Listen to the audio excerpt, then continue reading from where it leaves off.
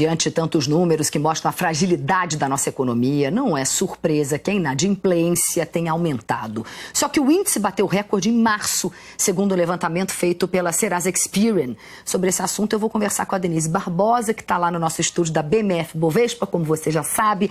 Denise, boa tarde para você. Denise, quantos milhões de brasileiros estão devendo na praça? A gente sabe que esse número é enorme e, infelizmente, ele cresce a cada dia, né? É isso mesmo. Oi, Cris. Boa tarde a todos. Muita gente, viu, Cris? Segundo números da Serasa Experian que saíram hoje, são 60 milhões de brasileiros que estão inadimplentes. Isso aqui são pessoas acima de 41% da população acima de 18 anos. No total, são 256 bilhões de reais em dívidas em atraso. A gente trouxe aqui o professor Ulisses Ruiz de Gamboa, que é economista da Associação Comercial. Professor, esse número aqui é referente ao comecinho do ano, né? Agora ao primeiro trimestre. Te surpreendeu? O primeiro trimestre é mais complicadinho mesmo, né? Você tem essa sazonalidade, né? Você tem muito gasto no começo do ano, muito reajuste, colégio, e como a situação está mais difícil, até o bom pagador atrasa. Não tem jeito não. Professor, outro dado aqui que eu achei curioso é que são as faixas de renda e aqui é o número de pessoas que estão devendo. A faixa que mais deve não é a pessoal que ganha até um salário mínimo, é quem ganha de 1 a 2 salários mínimos. São quase mais de 24 milhões de pessoas. O senhor acha que essa faixa de repente se arrisca mais, professor? Tem mais crédito do que essa? A faixa de renda mais baixa, ela tem menos acesso. Essa faixa de renda já tem um acesso maior ao crédito e ao mesmo tempo é a faixa talvez mais vulnerável à situação de desemprego, que é a grande causa da inadimplência. Tá, joia. Só pra gente ver aqui, Cris, olha, quem ganha até 4.400 tem 7 milhões e quem ganha acima de 8.800, 3 milhões e 300 mil pessoas desempregadas. Cris? Bom, Denise, a minha pergunta é o seguinte, como a inadimplência está muito ligada a desemprego, a gente sabe disso, né? A pessoa fica desempregada, perde o emprego, a tendência é ficar mais inadimplente, a gente imagina que esse número vai piorar ainda mais? A tendência, infelizmente, é essa. No momento, a inadimplência em si, porque o número que nós vimos é a quantidade total de inadimplentes, devedores, que não estão honrando o compromisso. Mas a tendência é que esse número, a inadimplência, aumente, porque o desemprego é a principal causa da inadimplência no Brasil, isso já historicamente falando. Na medida que a previsão é que a taxa de desemprego daqui até o final do ano continue aumentando, tem gente falando de 13% até, seguramente, infelizmente, vamos ter também um aumento na taxa de inadimplência. No momento ela está controlada porque os bancos estão dando menos crédito e as pessoas também estão tomando menos crédito.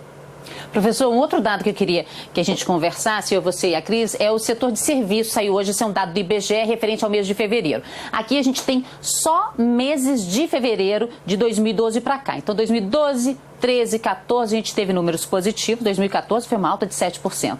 Ano passado já caiu, esse ano caiu de novo 4%. O que é o setor de serviços? É o cabeleireiro, o maquiador, o encanador, o banco, a viagem aérea, passagem de ônibus e também transporte de produtos pelas empresas. Né, professor? Deixa eu mostrar mais um gráfico aqui antes de eu fazer a pergunta para o senhor, que é o seguinte, o setor que mais caiu foi de informação e comunicação, depois vem profissionais de administrativo e complementares, e o setor de transporte. Professor, o senhor acha que está pesando mais o encolhimento do setor de serviços para as famílias ou para as empresas?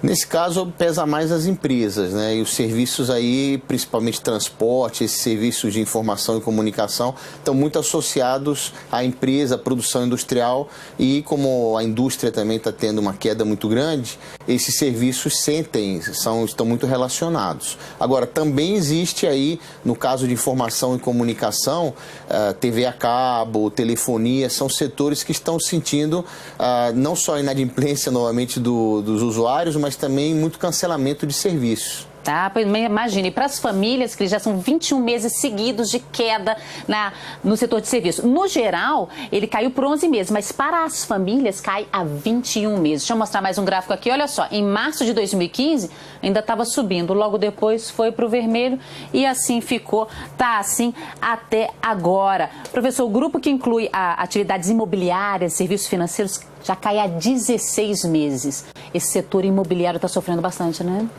Tá sofrendo bastante porque é um setor mais dependente do crédito e principalmente da confiança do consumidor, que anda também em níveis, né, baixíssimos. Cris. Ô, professor, esse setor, por muito tempo, ele absorveu justamente os desempregados que vieram da indústria, mas agora a gente está vendo que ele tem seus próprios desempregados, né? Quer dizer, a situação está indo ladeira abaixo mesmo. Cada vez os setores estão piorando. Um não está conseguindo absorver os desempregados do outro setor, né?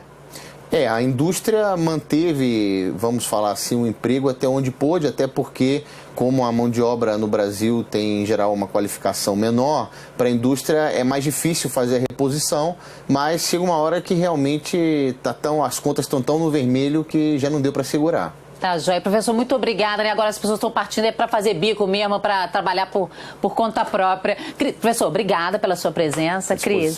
Obrigada, Denise. Obrigada, professor. Pois é, como a gente sempre fala, né? Tem que se virar nos 30 aí para tentar resolver, né? Isso aí. E daqui a pouco a Denise volta, né? Para dar o mercado financeiro, fechamento de bolsa, de dólar. Então, isso até daqui mesmo, a pouquinho, Denise. Obrigada, professor. Tchau. Até logo, obrigado.